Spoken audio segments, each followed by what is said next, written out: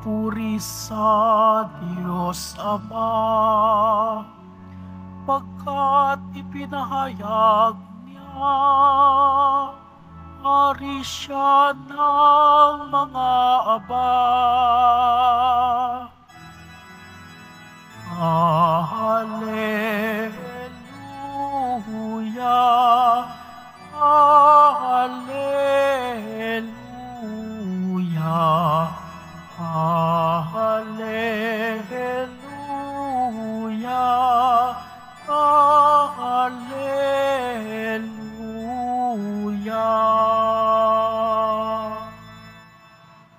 Sumainyo ang Panginoon. At sumaiyo rin. Ang mabuting balita ng Panginoon ayon kay San Marcos. Papuri sa iyo, Panginoon. Noong panahong iyon, nagsalita si Pedro kay Jesus. Tingnan po ninyo, iniwan namin ang lahat at kami sumunod sa inyo. Sinabi ni Jesus, tandaan ninyo ito, ang sino mang mang-iwan ng bahay, o mga kapatid, ina, ama, mga anak, mga lupa dahil sa akin, at sa mabuting balita, ay tatanggap ng makasandaang ibayo sa buhay na ito. Mga bahay, mga kapatid, mga ina, mga anak at mga lupa, ngunit may kalakip na pag-uusig. At sa kabilang buhay ay magkakaroon ng buhay na walang hanggan. Ngunit maraming nauuna na magiging huli, at maraming nahuhuli na magiging una. Ang mabuting balita ng Panginoon. Pinupuri ka namin, Panginoong Heso Kristo. Magsiupo munang lahat. Magandang umaga po sa inyong lahat, mga minamahal kong mga kapatid na naririto at kasama natin online. Good morning po. Pakingitian naman po yung mga taong malapit sa inyo, pakisabi sa kanila, magandang buhay. Simula po nung linggo hanggang sa ngayon at sa mga susunod na araw, tayo ay tinutulungan ng ating mga pagbasa para makamit yung magandang buhay na ninanais ng Panginoon para sa atin. At ano ba yung magandang buhay na ninanais ng Panginoon para sa atin? Buhay na payapa, buhay na malaya mula sa kasalanan, at buhay na ligtas na tayo'y tunay na makakarating sa buhay na walang hanggan. Tunay lamang tayong makakaranas ng mabuting buhay sa piling at sa ating pagsunod sa mga nais ng ating Panginoon. At ngayon po, sa patuloy pong pagsunod ng mga alagad, may tanong po ang ating isang alagad na si Pedro. Tinanong niya yung Panginoon, Panginoon, tingnan po ninyo, iniwan namin ang lahat at kami sumunod sa inyo.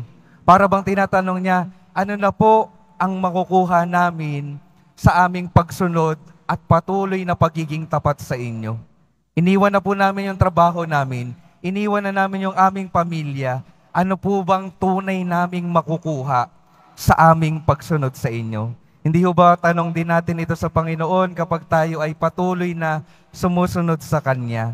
Panginoon, ano bang ibibigay niyo sa akin kapag ako ay tunay na sumunod sa inyo? Minsan naninigurado pa tayo, Panginoon, susunod ako sa inyo kung ibibigay mo ito. Patuloy at mananatili akong sumusunod sa inyo kung patuloy mong ibibigay itong mga bagay na ito. Pero sinasabi sa atin ng ating Panginoon, yung Kanyang pagbibigay ng mabuting buhay, pwede nating maranasan sa ngayon, pero mas mararanasan natin ito sa buhay na walang hanggan. Sa ating buhay, pagkatapos sa buhay na ito. Kaya ano pong paanyaya? Patuloy na manatili sa Kanya, patuloy na sumusunod sa Kanya sa bawat panahon ng ating buhay. Dahil ang mga taong nag-aalay ng yaman ng panahon ng talento sa Panginoon, tunay na hindi pababayaan ng Panginoon. Tunay tayong hindi pababayaan ng Panginoon kapag tayo ay nanatiling tapat sa Kanya. Pero ang tanong sa atin ngayon, paano natin tunay na masusundan ng Panginoon? Kailangan ba talaga nating iwanan yung ating mga pamilya? Kailangan ba nating iwanan ang lahat, ibenta ang lahat? Ang nais lamang pong ipaalala sa atin ng Panginoon sa ngayon, Nawa, ang una at tunay nating pahalagan sa ating mga buhay ay yung ating Panginoon. Palagi nating i-prioritize yung Panginoon, unahin at pahalagahan siya matapos ang ilang mga bagay pa. Imbis sa ibang mga bagay, unahin at pahalagahan ang ating Panginoon. Ano pong mangyayari sa atin kapag inuna natin ang Panginoon, pinahalagahan natin ang Panginoon? Hindi naman ibig sabihin nun, mapapabayaan na natin yung ating mga pamilya, mapapabayaan natin yung ating mga pangkabuhayan. Kapag inuna po natin yung Panginoon, mas malalaman natin kung paano ba dapat mahalin yung ating mga pamilya. Dahil yung Diyos mismo yung magtuturo sa atin kung paano pangalagaan at mahalin yung ating mga pamilya. Dahil ituturo din sa atin ng Diyos na siya mismo ay nananahan sa bawat isa sa atin. Kaya kung pinapahalagahan natin ang Panginoon, makikita natin siya sa ating mga kapwa, lalo na sa ating mga pamilya. Kung paano natin siya papahalagahan, ganoon din natin dapat pahalagahan yung bawat isa sa atin. Kaya ang tunay na ibig sabihin na unahin at pahalagahan ng Panginoon, ito ay pagbubukas ng ating sarili para tayo ay magabayan at maliwanagan kung paano natin mamahalin, paglilingkuran ang ating mga kapwa. Ganon din po sa ating mga material na bagay, sa ating mga yaman. Kapag inuna po natin ang Panginoon, hindi naman ibig sabihin, iwanan at pabayaan na natin yung ating panghanap buhay.